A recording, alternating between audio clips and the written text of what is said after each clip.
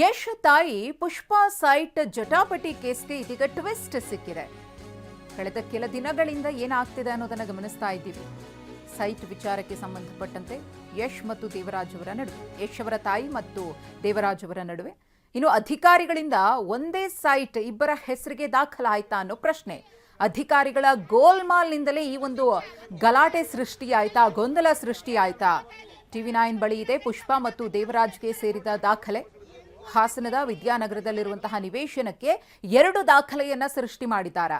ಒಂದೇ ಸ್ವತ್ತಿಗೆ ಅಧಿಕಾರಿಗಳಿಂದ ಎರಡೆರಡು ದಾಖಲೆ ಸೃಷ್ಟಿಯಾಗಿದೆಯಾ? ಒಂದೇ ಸೈಟ್ಗೆ ಇಬ್ಬರ ಮಾಲೀಕತ್ವದಿಂದ ಗಲಾಟೆ ಶುರುವಾಗಿ ಇದೀಗ ವಿವಾದದ ಗೂಡಾಗಿದೆ. ಈ ಕುರಿತು ಮತ್ತಷ್ಟು ಮಾಹಿತಿಯನ್ನು ಕೊಡೋದಕ್ಕೆ ನಮ್ಮ ಪ್ರತಿನಿಧಿ ಮಂಜುನಾಥ್ ಇದೀಗ ನೇರ ಸಂಪರ್ಕದಲ್ಲಿದ್ದಾರೆ.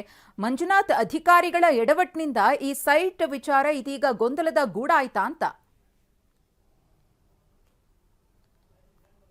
ಹೌದು ಮಧುಶ್ರೀ, ಕಳೆದ 1 ತಿಂಗಳಿಂದ ನಿರಂತರವಾಗಿ ನಡೀತಾ ಇರತಕ್ಕಂಥ ಹಾಸನದ ಮಹಾನಗರ ಪಾಲಿಕೆ ವ್ಯಾಪ್ತಿಯ ವಿದ್ಯಾನಗರದ ವಿವೇಕಾನಂದ ರಸ್ತೆಯಲ್ಲಿರ್ತಕ್ಕಂಥ ನಿವೇಶನದ ಈ ಒಂದು ಮಾಲೀಕತ್ವ ಜಟಾಪಟಿಗೆ ಅಧಿಕಾರಿಗಳ ಗೋಲ್ಮಾಲೆ ಕಾರಣ ಆಯ್ತಾ ಅಂತಕ್ಕಂಥ ಪ್ರಶ್ನೆ ಸಹಜವಾಗಿ ಮೂಡ್ತಾ ಇದೆ. ಒಂದೇ ಪ್ರಾಪರ್ಟಿಗೆ 2 ದಾಖಲೆಗಳು ಹೇಗೆ ಸೃಷ್ಟಿ ಆಯ್ತಾ ಅಂತಕ್ಕಂಥದ್ದು ಕೂಡ ಇಲ್ಲಿ ಪ್ರಮುಖವಾಗಿ ಪ್ರಶ್ನೆ ಇದೆ.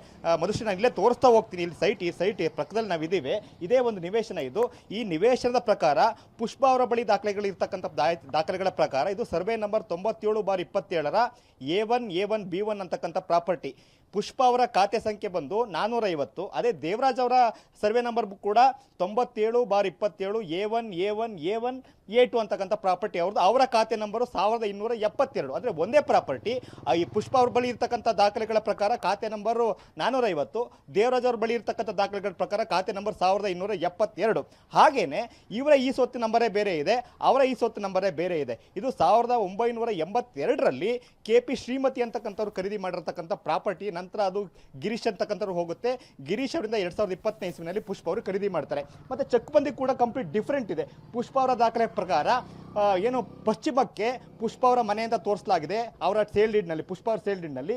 ಉತ್ತರಕ್ಕೆ ರುದ್ರೇಗೌಡರ ಜಮೀನು ಅಂತ ತೋರಿಸ್ತಾರೆ, ಹಾಗೆ ಪೂರ್ವಕ್ಕೆ ಮತ್ತೊಬ್ಬರ ಜಮೀನು ಅಂತ ತೋರಿಸ್ತಾರೆ, ದಕ್ಷಿಣಕ್ಕೆ ರಸ್ತೆ ಅಂತ ಪುಷ್ಪಾ ಅವರ ದಾಖಲೆಗಳ ಪ್ರಕಾರ ಇದೆ. ಅದೇ ನಾವು ದೇವರಾಜ್ ಅವರ ದಾಖಲೆಗಳನ್ನು ನೋಡ್ತಾ ಹೋಗೋದಾದ್ರೆ ಏನು ಉತ್ತರಕ್ಕೆ ಒಂದು ಹೊಲ ಅಂತ ತೋರಿಸ್ತಾರೆ, ದಕ್ಷಿಣಕ್ಕೆ ಕೂಡ ಹೊಲ ಅಂತ ತೋರಿಸ್ತಾರೆ, ಪೂರ್ವ ಪಶ್ಚಿಮಕ್ಕೆ ಕೂಡ ಬೇರೆ ಬೇರೆ ಜಮೀನನ್ನು ತೋರಿಸ್ತಾರೆ. ಅಂದರೆ ಅವ್ರ ದಾಖಲೆಗಳೇ ಬೇರೆ ಇದೆ, ಇವ್ರ ದಾಖಲೆಗಳೇ ಬೇರೆ ಇದೆ. ಕಂಪ್ಲೀಟ್ ಆಗಿ ಬೇರೆ ಬೇರೆ ದಾಖಲೆ ಇರ್ತಕ್ಕಂಥ ಈ ಒಂದು ಪ್ರಾಪರ್ಟಿಯಲ್ಲಿ ನಿಜವಾದ ಮಾಲೀಕರು ಯಾರು ಅಂತಕ್ಕಂಥ ಪ್ರಶ್ನೆ ಸಹಜವಾಗಿದೆ. ಪುಷ್ಪಾ ಅವರ ಬಳಿ ಇರ್ತಕ್ಕಂಥ ದಾಖಲೆಗಳ ಪ್ರಕಾರ ಸುಮಾರು 43 ವರ್ಷಗಳಿಂದ ಅವ್ರು ಇರ್ತಕ್ಕಂಥ ರೆಕಾರ್ಡ್ಸ್ಗಳು ಅವ್ರ ಪ್ರಕಾರ ಕರೆಕ್ಟ್ ಇದೆ.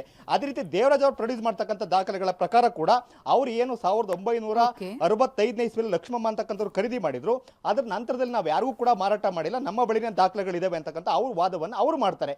ಹಾಗಿದ್ದರೆ ಒಂದೇ ಪ್ರಾಪರ್ಟಿಗೆ ಅಧಿಕಾರಿಗಳು ಬೇರೆ ಬೇರೆ ಚೆಕ್ ಬಂದಿಯನ್ನು ಹೇಗೆ ಕೊಡ್ಲಿಕ್ಕೆ ಸಾಧ್ಯ, ಬೇರೆ ಬೇರೆ ಈ ಸ್ವತ್ತನ್ನು ಹೇಗೆ ಕೊಡ್ಲಿಕ್ಕೆ ಸಾಧ್ಯ, ಬೇರೆ ಬೇರೆ ಖಾತೆ ನಂಬರ್ ಅನ್ನು ಹೇಗೆ ಕೊಡ್ಲಿಕ್ಕೆ ಸಾಧ್ಯ ಅಂತಕ್ಕಂಥ ಪ್ರಶ್ನೆ ಸಹಜವಾಗಿ ಮೂಡುತ್ತೆ.